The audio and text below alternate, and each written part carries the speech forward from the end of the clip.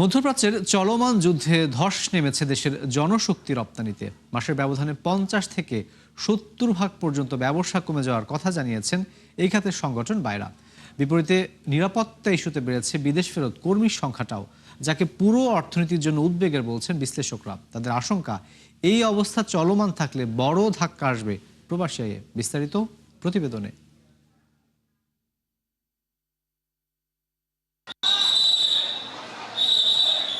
শাহজালাল আন্তর্জাতিক বিমানবন্দরে প্রবাসীদের দেশে আসা এমন চিত্র নিত্যদিনের। তবে মধ্যপ্রাচ্যের চলমান যুদ্ধাবস্থায় এই ভিড় বেড়েছে আগের চেয়ে।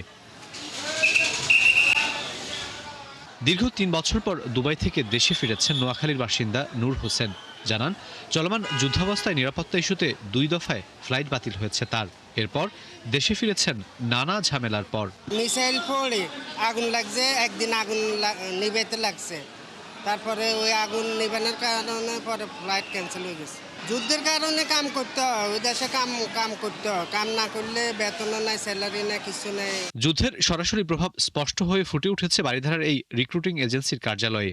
মাসখানেক আগেও দিনের এই সময়টায় বিদেশগামীদের আনাগোনায় দম ফেলার সুযোগ না থাকলেও কর্মীরা অনেকটাই অলস সময় পার করছেন এখন পাঠাতে পারতেছে না, কারণ আমরা তাদেরকে কনভিন্সই করতে পারতেছে না যে ওইখানে আসলে পরিস্থিতিটা অতটা অস্থিতিশীল এখন পর্যন্ত হয় নাই যে অস্থিতিশীলতার কারণে আপনারা যাওয়ার পরে কাজ পাবেন না। 2 যুগেরও বেশি সময় ধরে মধ্যপ্রাচ্যের দেশগুলোয় জনশক্তি রপ্তানির ব্যবসার সাথে জড়িত ফখরুল ইসলাম জানালেন, যুদ্ধ শুরুর পর চাহিদা থাকলেও নিরাপত্তার অজুহাতে তার প্রতিষ্ঠানের মাধ্যমে 70 থেকে 80 ভাগ কমেছে প্রবাসে পাড়ি দেয়া কর্মীর সংখ্যা।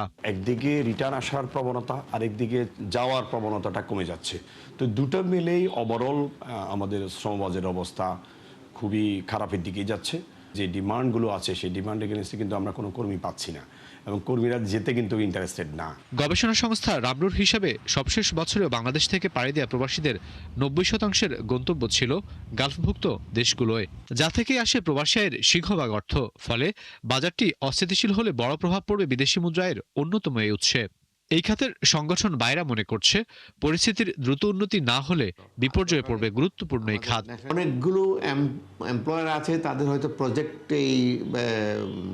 এই ওয়ারের কারণে টেম্পোরারি সাসপেন্ড হয়ে আছে। অনেকে ওয়ার্ক ফিল্ডে তাদের হয়তো যেসব জায়গায় বোম্বিং হচ্ছে বা যেসব জায়গায় মানে এফেক্ট হচ্ছে সে তার আশেপাশে তাদেরকে ক্লোজ করে ফেলছে। অনেকে হয়তো তাদের স্যালারি টাইমলি পাবে না।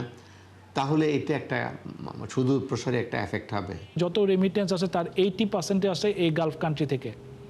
এখন এই জায়গায় যদি যুদ্ধটা যদি প্রলং হয় তাহলে তো আপনার রেমিটেন্সে তো একটা বড় ধাক্কা আসবে। যাওয়ার প্ল্যান করতেছে তারা এখন বন্ধ, যারা ওইখানে গিয়ে এই যুদ্ধের মাঝখানে পড়ে গেছে তারা যাদের হয়তো বা আত্মীয় স্বজন আছে তারা কেউ থাকবে, ওয়েট করবে, আর না হলে তাদেরকে ফেরত আসতে হবে। বাংলাদেশ ব্যাংকের হিসাবে ফেব্রুয়ারিতে রেমিটেন্স আসা শীর্ষ 10 দেশের 5টি ছিল মধ্যপ্রাচ্যের। মধ্যপ্রাচ্যের চলমান যুদ্ধ পরিস্থিতিতে খানিকটা স্তীমিত হয়েছে বাংলাদেশের শ্রমবাজার।